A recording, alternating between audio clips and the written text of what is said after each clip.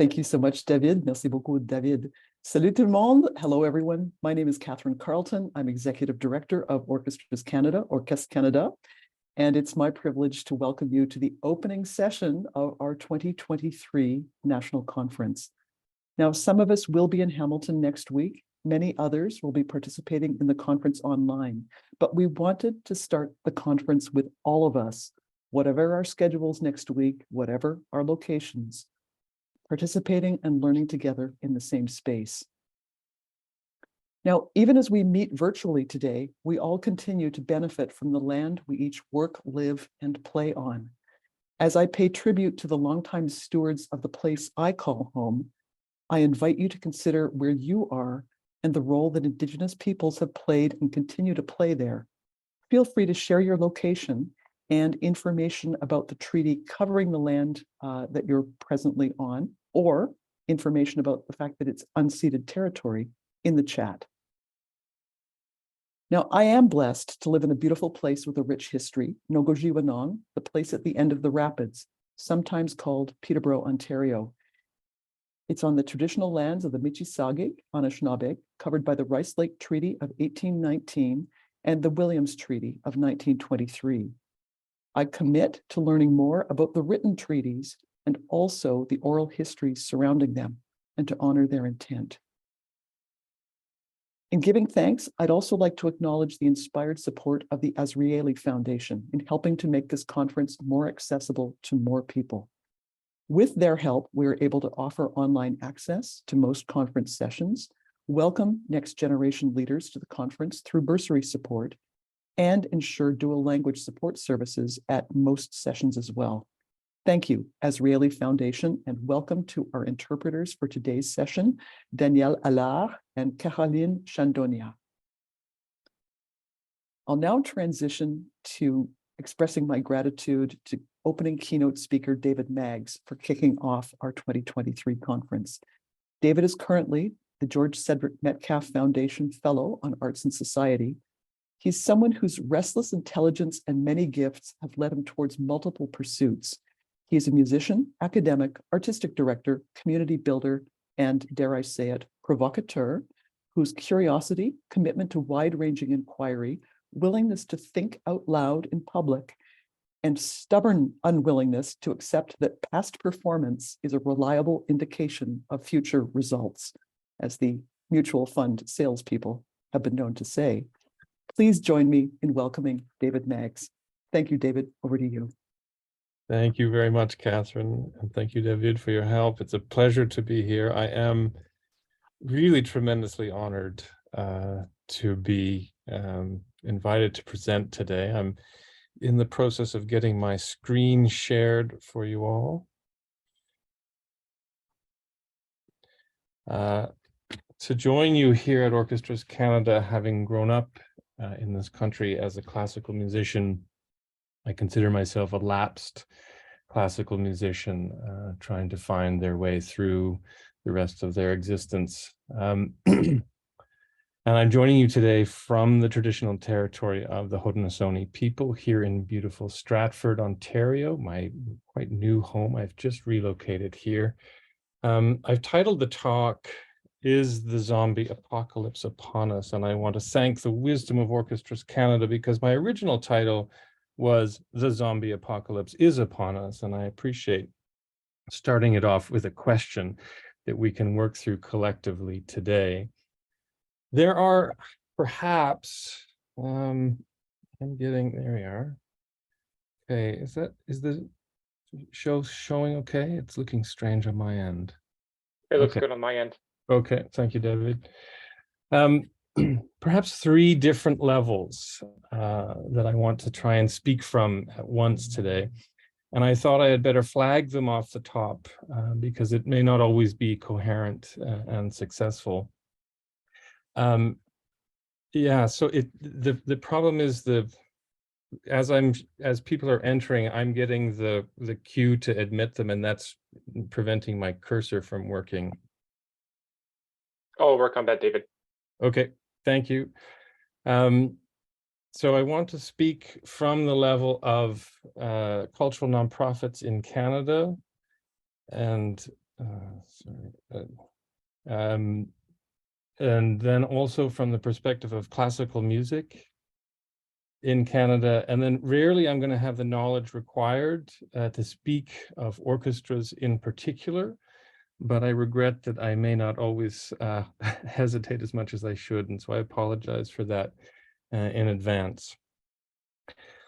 As the theorist Charles Rosen once somewhat morbidly said, pronouncing the death of classical music is perhaps its oldest continuing tradition. And while such morbidity may be something that we are perhaps comfortable with, it's maybe time to consider whether the accuracy of this tradition is on the rise. I came across this quote recently that reminded me of my life as a classical musician and also of the current condition of so many of Canada's cultural nonprofits more broadly right now. When the basis of competition changes because of technological shifts or other changes in the marketplace, companies can find themselves getting better and better at producing things people want less and less. Now, these shifts and changes are what I want to try and talk about today, with particular attention to the elements of disruption and decline that they bring. So through my work at the Metcalf Foundation, I've spent the past few years trying to understand these dynamics of disruption and decline, specifically enough to think about how we might respond as a sector, and in particular respond in ways that have more long-term promise than requesting more government funding in response to continued decline in public demand. The basic challenge as I see it is how not to throw the baby out with the bathwater, how not to lose some vital essence of ourselves while making necessary and perhaps long overdue changes. So as simple as it sounds, this is actually a hard problem. So what was baby and what was bathwater in 1983 is not what was baby and what was bathwater in 2019 and won't be baby or bathwater in 2029. A common way of relating to the baby bathwater problem is to ask, how do we preserve the incredible artistic activity of the past? How do we hang on? And I think we all know what kinds of questions and activities and orientation like that inspires. But there is another way to orient ourselves to the baby bathwater problem. Rather than setting it up as a relationship between the present and the past, we can set it up as a relationship between the future and the present. So instead of asking, how do we preserve the art of the past, we can ask, how do we equip the future to fashion the art that it will need? So while I'm still working my way through the kinds of questions and activities that emerge from a reorientation like that, I do feel that it offers a much easier interface with the many challenges that we are confronting today. In the report that I developed for the Metcalf Foundation, I characterized the past few years in terms of 4 major disruptions: the disruption of activity stemming from COVID-19, the disruption of society emerging from rising social unrest, the disruption of industry based on the digital revolution, and the disruption of world rooted in the climate crisis. And while COVID protocols, equity work, a digital strategy, and carbon budgets are all critical post-pandemic requirements, today I'm hoping to get a little more specific. Particular to the fate of classical music, I would like to suggest that it is time to wonder whether the zombie apocalypse is upon us. And of course, a perfectly reasonable definition of a zombie here is someone who, and the one that we're going to be using today, is someone who does not navigate the existential course of their life to the soundtrack of the great works of Western classical music. As you can probably tell, we are increasingly surrounded by zombies, and our fate does not look great. When did all these zombies arrive, and where did they come from? According to somebody like Charles Rosen, they've always been around, but I feel that we are particularly surrounded at this point and want to identify perhaps 3 reasons why that might be the case. First, our place grew indefensible, our institutions abandoned us, our world grew transactional, we lost our shared foundation of value, and our art grew semiotically unhinged. It stopped meaning things to people. And what I hope to do today is explore these reasons and their implications for what we do next, and then share a bit of the adventure that I've been on as a lapsed classical musician who started running from the zombies about 20 years ago. So problem number one, our indefensible place. This is the story of CBC Radio 2. So 15 years ago, we lived in a country where our public broadcasting FM channel played almost exclusively classical music. We do not live in that country anymore. This ended abruptly in 2008 when CBC eliminated the vast majority of its classical programming on CBC Radio 2. Beyond the elimination of direct revenues to the industry, the larger impact was the removal of classical music's general presence from the national landscape. So a few years ago, I had the chance to talk about this with Tom Allen, one of the great champions of classical programming at CBC, and he traced an interesting history of the moments leading up to that sudden and drastic change. So in the early 1990s, CBC attempted to lighten its formal presentation of classical music with the very talented David Grierson hosting a more conversational format to relieve classical music of its perceived stuffiness. To everyone's surprise, recounts Allen, this caused huge controversy. As he says, Old Guard Canada was up in arms about it. A columnist for the Globe and Mail, whose focus was important national issues, wrote maybe 4 columns in protest. And so the president of CBC got on the horn and fired the host. It was a disaster. So we might find this heartening in a way, that an attempt to move away from serious classical music programming was met with swift and powerful resistance. As Allen says, it was on the strength of that event that no one dared touch classical programming for 18 years. But from Allen's perspective, this created the backlash that ultimately sealed our fate. By preventing experimentation with classical programming, it kept an old model in place beyond its expiry date, halting necessary evolution while deepening a sense of classical music as the privilege of a powerful elite. As Tom Allen says, I believe that is what caused the eventual tip that was so severe. If they had persisted in loosening things up in 1991, they wouldn't have had to abandon ship in 2008. So noteworthy here is a tension between resistance and reform. The second problem, our transactional world. Over the past few decades, the relationship between public funding and public goods has become much more transactional than it once was. So if you want a public dollar, you need to deliver a public good and prove it. This is often lamented as regressive, and we blame neoliberalism and the increased marketization of everything for this. But there is a progressive element to this that is important for us to consider. I like to imagine public funding as asking my neighbor to pay my bills. Now, in the years during which public funding for the arts was first conceived and developed, we all assumed that our neighbors were the same as us. So if we were providing the art we had all deemed necessary to be the sorts of people we all were, we could expect them to pay for it.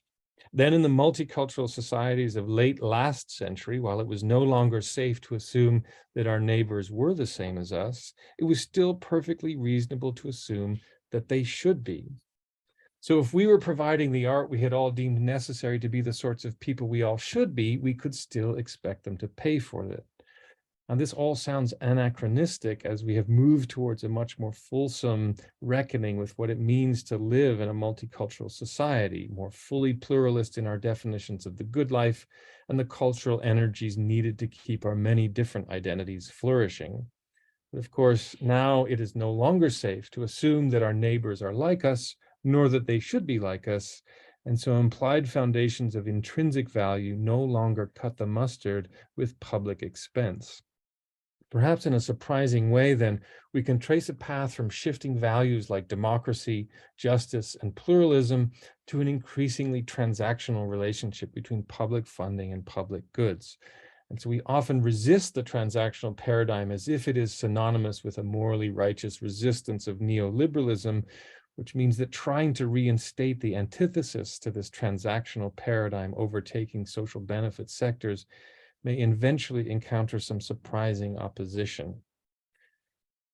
As a result, the arts now need to learn to speak a second language. Bilingualism has always been an important imperative in Canada. Now we need to be bilingual when it comes to understanding and articulating the value of art. We are, as I have said, well versed in the implied foundations of intrinsic value. We now have to learn the language of explicit demonstrations of extrinsic value. The expression social purposing is one way to capture this growing expectation. And there is a spectrum here running from very explicit relationships with social purposing, such as art therapy or social practice art or arts for social change, to more implicit relationships where an orchestra might identify the benefits of Beethoven to overall well-being without changing what they do or documenting the impacts on audience well-being in any concrete way. Responding to our transactional world and the rise of social purposing would suggest that the entire cultural nonprofit sector needs to recognize where on the social purpose spectrum its activity sits, what processes are implied by that position, what problems and audiences are served by those processes, and what assessment practices feed back into those activities. While we do this, however, it's critical to recognize social purposing as high risk, high reward. It offers greater perception of value, a renewed social license to operate, and the opportunity for expanding revenue flows, yet the risk is existential. We may perish in its account as extrinsic social targets threaten to displace intrinsic artistic values. The enemies of social purposing say the trade-off is inevitable, that social targets always undermine artistic values, whereas supporters of social purposing say the trade-off is irrelevant, that defending intrinsic artistic value is outdated and elitist and culturally specific. So the question is, can we have our cake and eat it too? Or as we say in Quebec, avoir le beurre et l'argent de beurre. Can we stay grounded in the fundamentals of our intrinsic value while doing more to understand, optimize, and brag about the extrinsic and instrumental impacts of intrinsic value? So hang on to the baby while getting better at documenting the good that it does out there in the world. My favorite example of the risk-reward dynamic is the 1990s boom in classical music that was built around some shifty research claiming that Mozart makes you smarter. The Mozart effect had huge impact on performance, publishing, and policy, even inspiring the governor of the state of Georgia to issue CDs of Mozart to every baby born in the state. But then, of course, more rigorous research came along and debunked this claim, ultimately earning the Mozart effect a spot in the 50 great myths of popular psychology. This is a cautionary tale for our transactional futures, that as we rebuild our relationship to society through the transactional exchange of goods, we have to deliver on those goods and we have to prove that they matter. Which puts the heat on our sector's problematic relationship to advocacy. We are used to making some grand claims about the power and place of art in society without really worrying about standards of proof. A recent example was the CBC essay during the pandemic, "Artists are getting Canada through COVID-19, never doubt their value again," which left me wondering how, during a time when we were learning what the word furlough meant, were we getting Canada through the pandemic? Now, this kind of argument might seem like harmless defense of a beleaguered part of society, but it is not without consequence. Saddened during the pandemic to discover that the cultural nonprofit sector was not an essential service, we peddled an overblown myth about how important we were to Canadians, which generated an image of Canada desperately awaiting our return in 2022, despite having plenty of data identifying that this was not the case.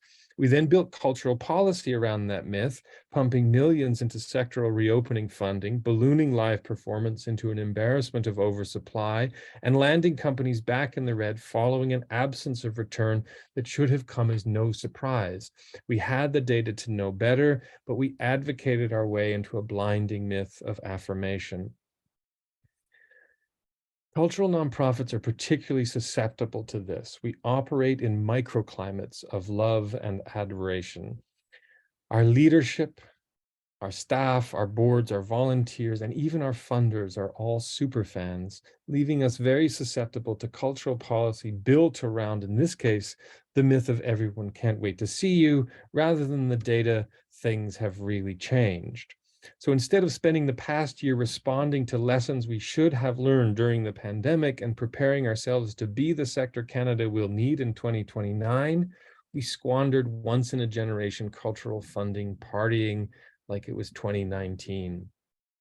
And so, odd as it may sound, if we are going to rebuild the relationship between art and society in a transactional world, we not only have to save our arts from those who think them good for nothing, but from those who think them good for everything too.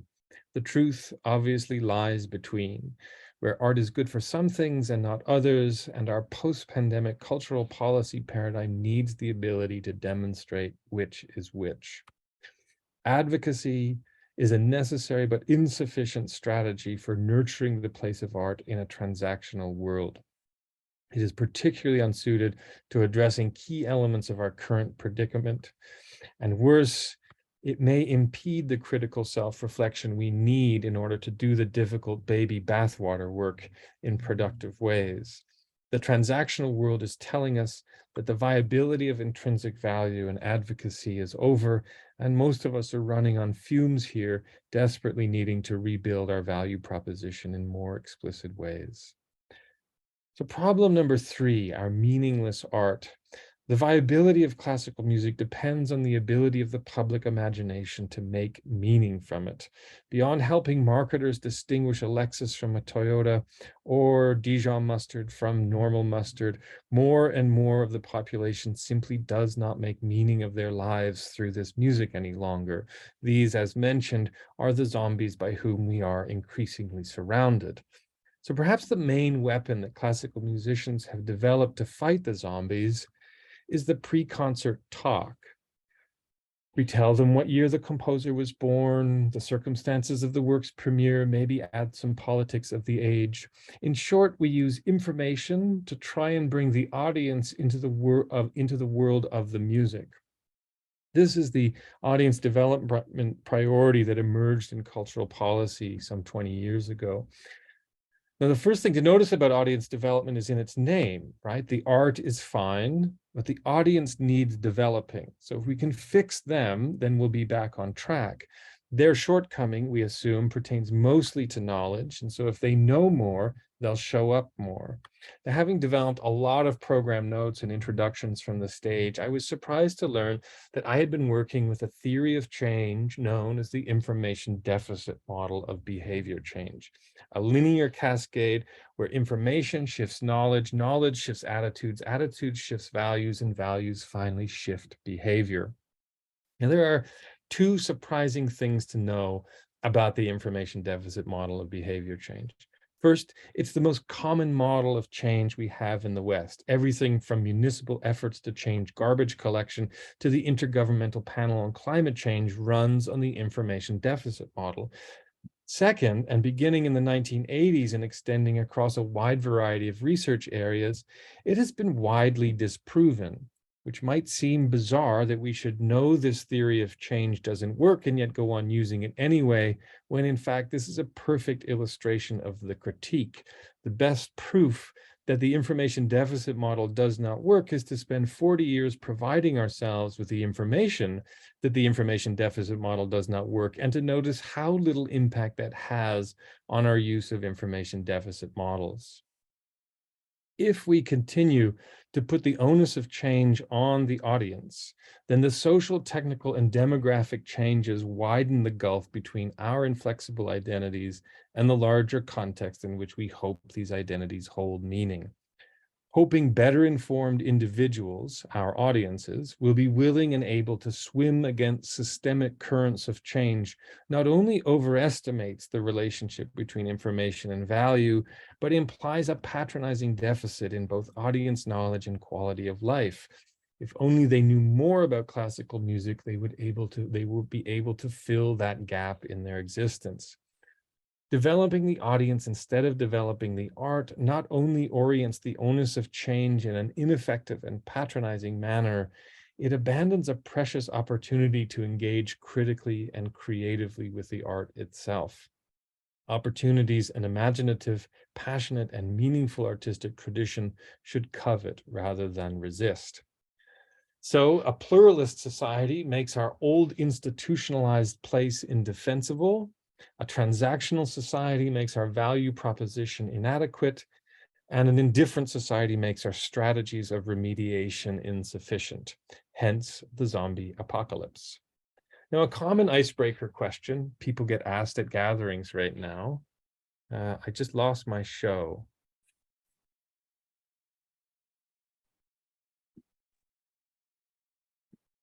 Apologies, David. There was just a setting that went on. So if you can turn your screen share back on, it'll be fine. Sorry about that. Okay.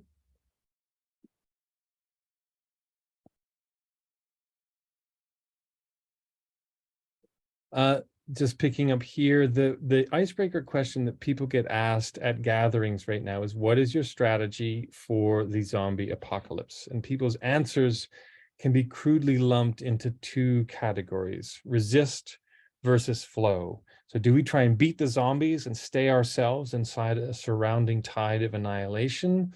Or do we join the zombies in order to survive and see what becomes of us when we do? I put this dilemma in terms of classical music today, and we picture ourselves either performing Mahler 3 for declining audiences of our kinds of people, or lumbering through yet another Harry Potter soundtrack for a packed house of noisy zombies and their annoying zombie kids. So with more and more data showing us that those zombie audiences don't seem to be rehabilitated into folks like us, no matter how many Jurassic Parks and Star Wars they see, we end up programming more and more of their kinds of concerts, turning ourselves more and more into them. Is the resist option always futile? Will we always end up freezing our baby in cold, stinky bath water? And is the flow option always so impoverishing? Will we always end up chucking out the baby, trying to give it a fresh rinse? Is the baby bathwater problem a fool's errand? Is there no way to throw out the bath without losing the baby? So here, I want to calibrate this resist versus flow dilemma in terms of a major distinction that comes from the field of future studies: the difference between predictive forecasting and strategic foresight. So amidst the energy market turmoils of the 1970s, energy giant Royal Dutch Shell decided it had to find a new way to plan. Predictive forecasting, trying to figure out what is going to happen, was decreasingly useful given uncertainty in the energy markets. And as a result, strategic foresight was born. The objective of foresight is not to predict the future, but to prepare strategies that are robust across a range of plausible futures. So as futurist Joel Tankersley explains, strategic foresight cultivates a constructive vision, develops strategies for getting there, and then moves iteratively and generatively in that direction. Iteratively, meaning a repeating loop of reflexive inquiry drives the process, lots of structured forms of checking in, and generatively, meaning that we are being produced by the journey that we are taking, so lots of responsive adjusting. Predictive forecasting wants to get you to your destination in the same form you were in when you set out, whereas strategic foresight sets you up to evolve within a variety of possible future scenarios in highly responsive fashion. This is how a giant multinational energy company learned to cope with the uncertainty of the future. Abandoning predictive forecasting's ideal of a fixed destination for strategic foresight's virtue of the generative journey, opening itself to the possibilities of what it needs to become as a result of going. So before trying to illustrate these ideas in practice, it may help to summarize. We started with a sense that we're stuck getting better and better at producing things people want less and less. We tried to understand this in terms of the stark differences between the world in which we were once viable and the world in which we find ourselves now. This raises issues of orthodoxy versus evolution, implicit intrinsic value versus explicit extrinsic value, and the tensions between information and meaning. These dichotomies are all critical forks in the road that we choose every day when we set out to animate the relationship between art and society, leading us down pathways that are now swarming with zombies and raising the very real possibility of annihilation. So here we can either resist or flow as we step into a future that is at best uncertain and at worst hostile. Here we encounter the options of predictive forecasting versus strategic foresight, where the former seems unpromising given levels of current uncertainty, but the latter puts our ass on the line in ways that our relationship to our beloved repertoire is unaccustomed to, and that our collective bargaining agreements particularly unaccommodating of. In other words, if we're going to avoid throwing out the baby with the bathwater on this one, the baby better be ready to grow up, and we better be ready to let it. So what does this look like in practice? Well, after several years as a student of Jane Coop and Rena Sharon and Marc Duron and Andre Laplante, I was very lucky to be selected as a Cohen artist, which is a foundation out of Boston that supports early career development of promising classical players. And this gave me intimate encounters with audiences in small recital series, house concerts, and school performances. And it was here that it became clear to me how much this musical language is fading. So together with my colleague and fellow pianist Mathieu Godet, we set out to rebuild this language by going to a place where no one spoke classical music and Mozart was as weird as Webern. We were intentionally going to a land of zombies to see what would happen to us. So we started a chamber music festival in Grossmorn National Park in Western Newfoundland, and we called it Grossmorn Summer Music because we were going to play music in the summer in Grossmorn. And as you can probably tell, we didn't have a marketing department at that time, so that's how we ended up with that name. Were we in flow mode yet? I think we thought we were doing flow, but we were still very much in resist mode. We were still trying to turn our audience into us. And after a few years spent performing with as many people on stage as we were in the audience, we finally took the plunge. We moved our activity to a bigger center, we made bigger programming choices, and all of a sudden we had bigger audiences in front of us. We felt like we had arrived. We were selling out 300 seaters, the audiences were buzzing, the town loved us. We spent a couple of seasons building on that momentum, and we thought we had made it. We gave up our stuffiness, we allowed ourselves to change, we were in full flow mode, and we were a hit. We had managed to throw out the bathwater. But then a few years into that strategy, we couldn't help but realize how much Andrew Lloyd Webber we were playing. We stopped what we were doing, we looked at each other, and we asked ourselves, when's the last time anyone has seen the baby?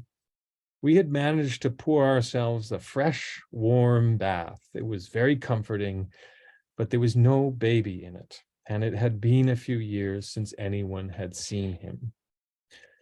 So to try and put the baby back in the bath, I founded an ensemble called Dark by Five in 2010, consisting of 9 artists: piano, violin, viola, cello, flute, clarinet, percussion, soprano, and theater director.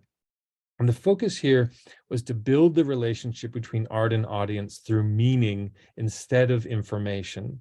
So our percussionist, Parker Fadul, is a brilliant arranger, and he would arrange big war horses for this ensemble. So Symphonie Fantastique, Shostakovich 5, Firebird, Pines of Rome, Appalachian Spring, etc., which we would then play without conductor and embedded within fully staged, costumed, and choreographed shows.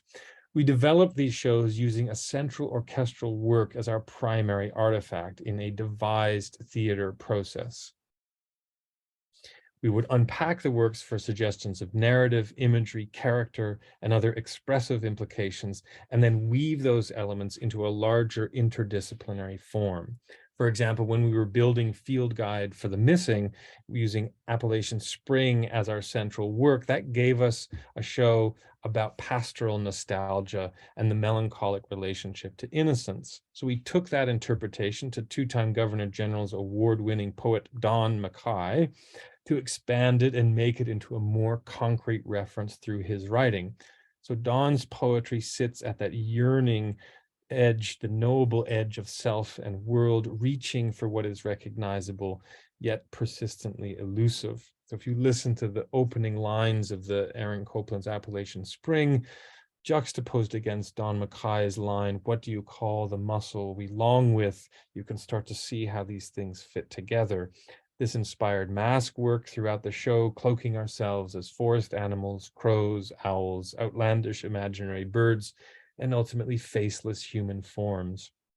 Now, these projects were inspired by an insight from opera director Robert Wilson, who said, until the work is about one thing, it can't be about anything. Once it is about one thing, then it can be about everything. So being pushed to find this single essential idea, we then sought further accessibility for our audiences by using a technique from 16th century drama to illustrate it. What's known as the dumb show is a mimed portion of a play summarizing, supporting, and commenting on the main action. Now, the most famous example of this, of course, is the opening play within a play in Hamlet.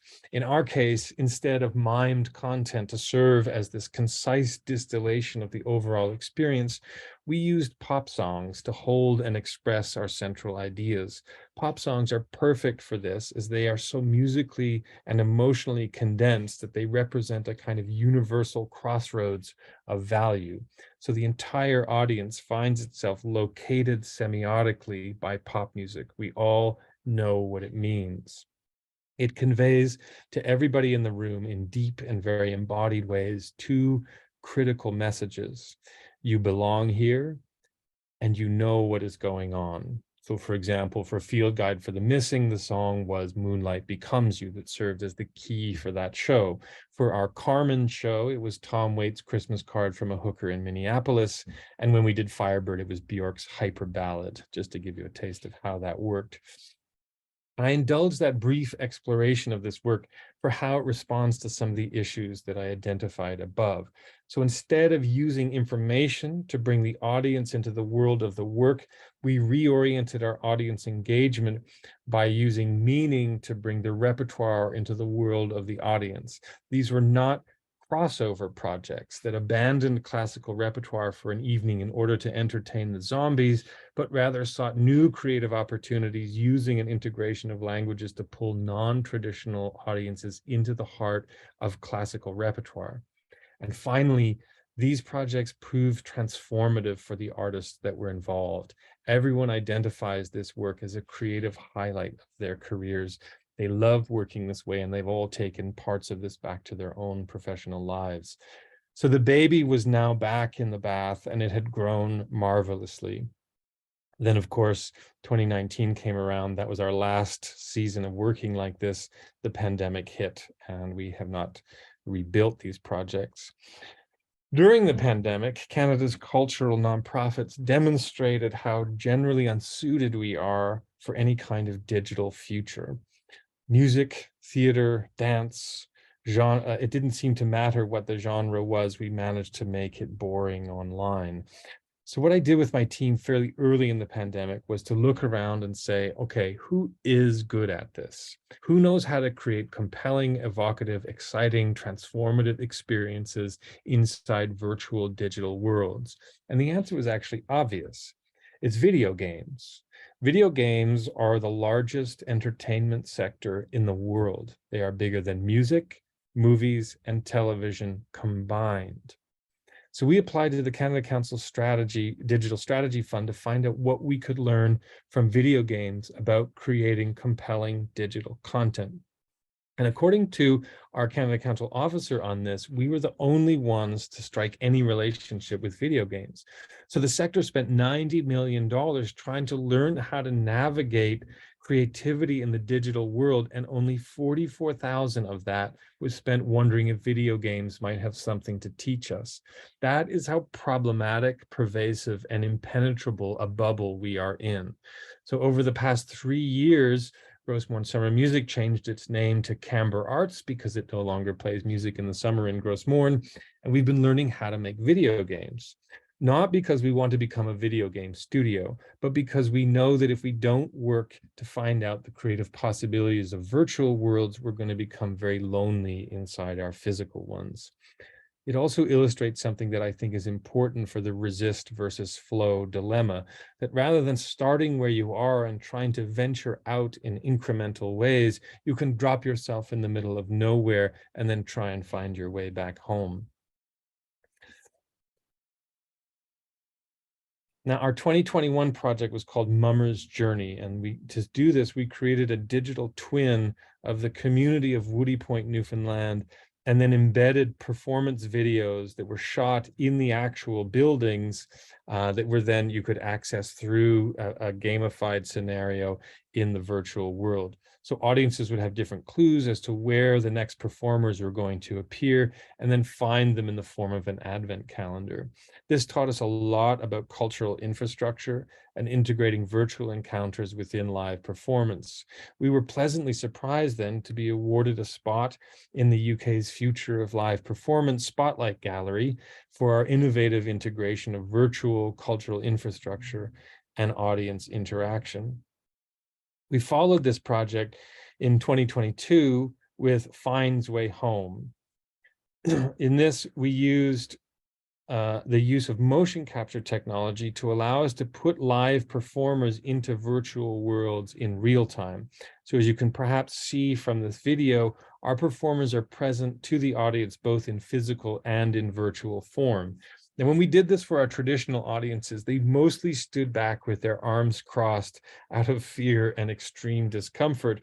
When we presented it to young audiences, it was an absolute stampede of engagement from start to finish.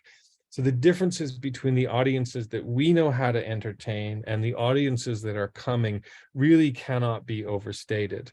Now, this project that we are working on next is called The Grandmummer of Pilgrim's Harbor, and it's more of a straight up video game. It relies on all the capacity that we've developed over the past few years, virtual worlds, digital assets, motion capture. But we're in discussions right now with the Runes, Newfoundland's main museum and gallery, about building video games into collaborations with live venue creation. In other words, The Grandmummer of Pilgrim's Harbor proposes 3 simultaneous outputs: the game, the storybook upon which the game is based, and curated content at the museum itself. So in thinking about this multimodal output strategy and the stark differences between what is left of our current audience and the audience that is on its way, I asked myself in thinking about preparing this talk, why did I become a classical musician? I would like to be able to tell you that it was because I had some pure and rapturous moment where Glenn Gould came on CBC FM and I was instantly converted. But it wasn't. It was when I was a kid and my parents bought me Barbara Nichols' Beethoven Lives Upstairs, that audio tape that I would go to bed with every night. And that story gave me a protagonist, and that protagonist gave me a world, and that world gave me its music in ways that made that music mean something to me, which then left me asking, what is the Beethoven Lives Upstairs for today's generation of youth? We have just put in an application to the Canada Council to create The Vanishing, a series of aesthetically driven, immersive, interactive video game storytelling music experiences about the disappearance of Western classical music. So here we approach the tradition of worrying about the death of classical music in a playful manner, gamifying the scenario. In The Vanishing, classical music is dying not because audiences aren't showing up, but because the music is mysteriously evaporating from the stage right in front of the audience's eyes and ears. So you can think of Michael J. Fox's Hand and Back to the Future to give you a sense of what we're imagining.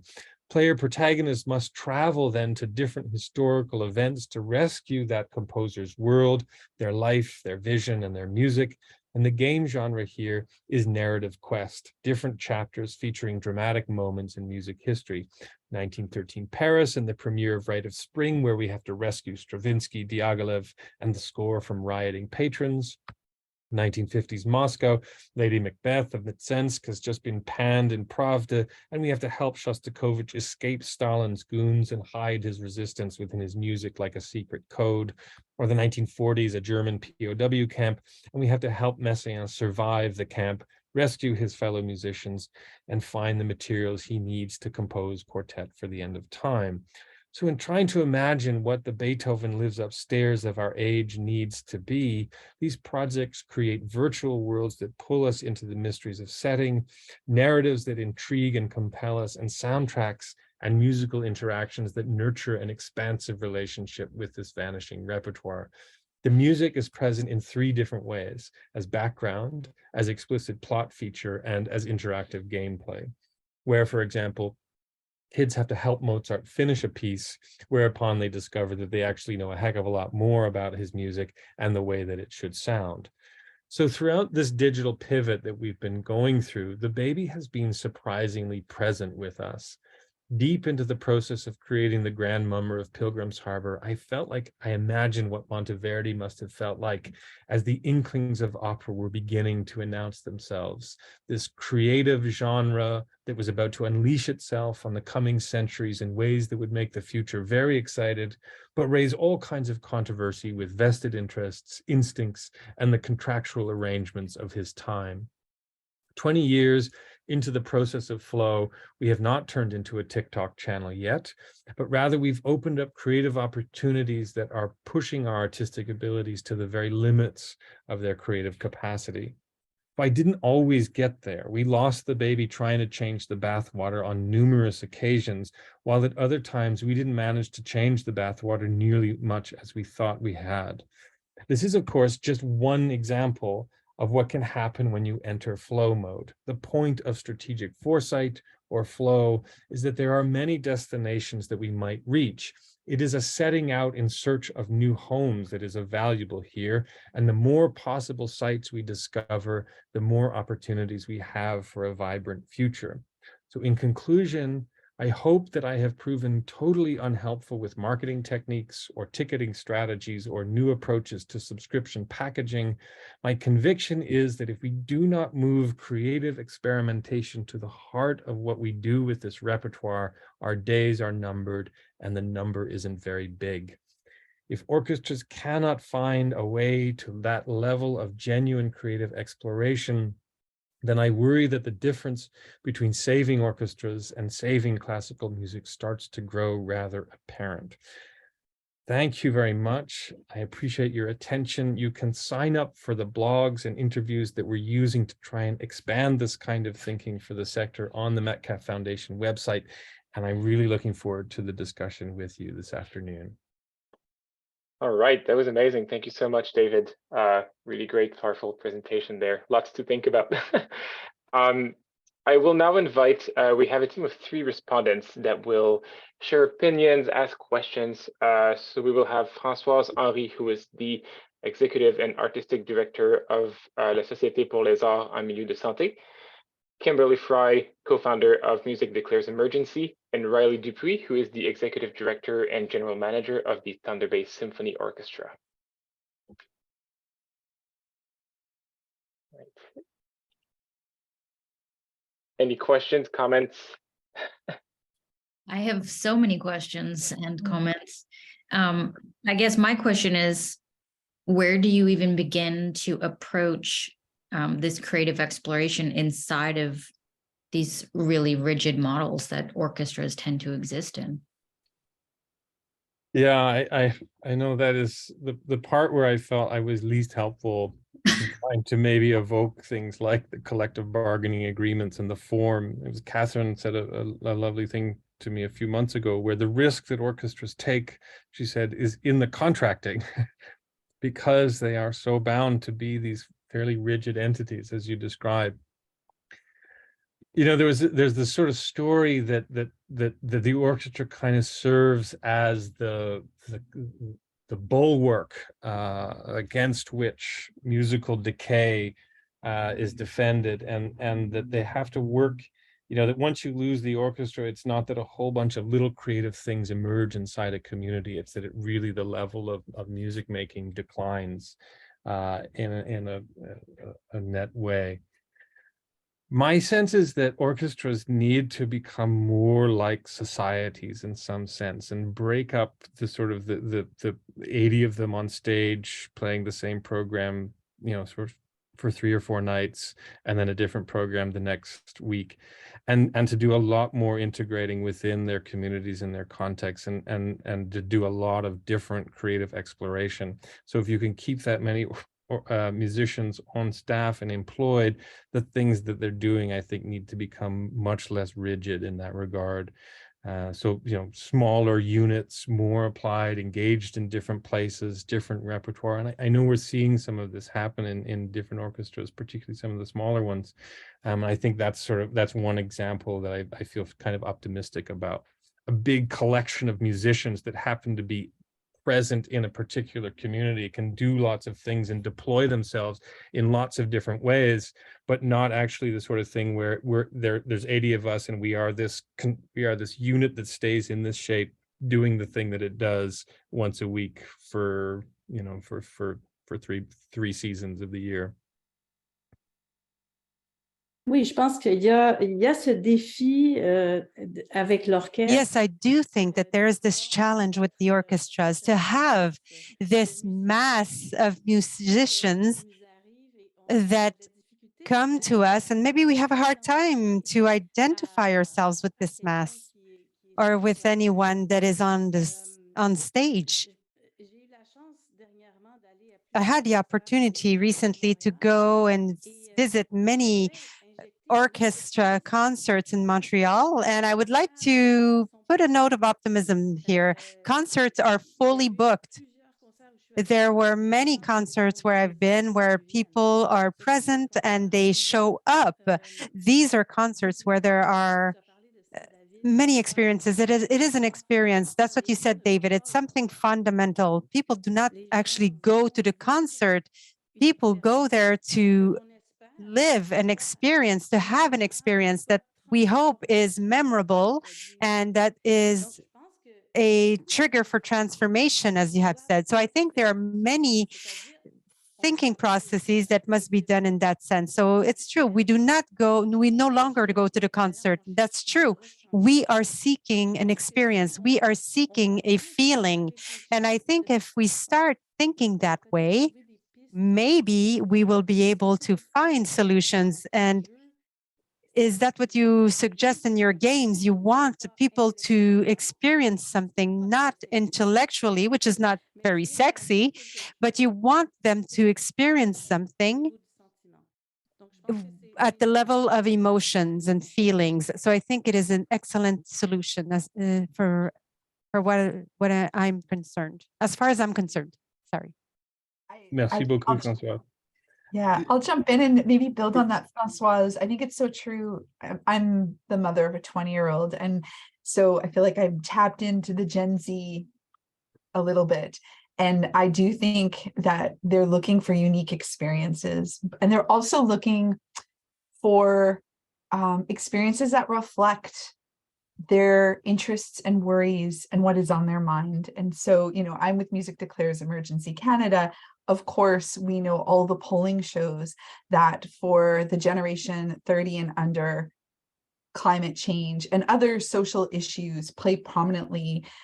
They're top of mind and they're front and center. So when art has the opportunity to intersect with those crises, with those issues that are so top of mind, I think that you can tap into something that will draw in a younger generation. So it sort of connects all of those pieces. And David, I couldn't help but think about systems thinking as you were talking, because it seems so much like the solutions that you're looking for are grounded in a systems thinking approach. And I think that's so similar to the climate emergency, right? In that what we need to do is change how we think. And there's lots of other things we need to change. We need to put electric vehicle charging stations. We need more people to cycle. We need better public transit. All of those things need to happen. And we need to change how people think and how they feel.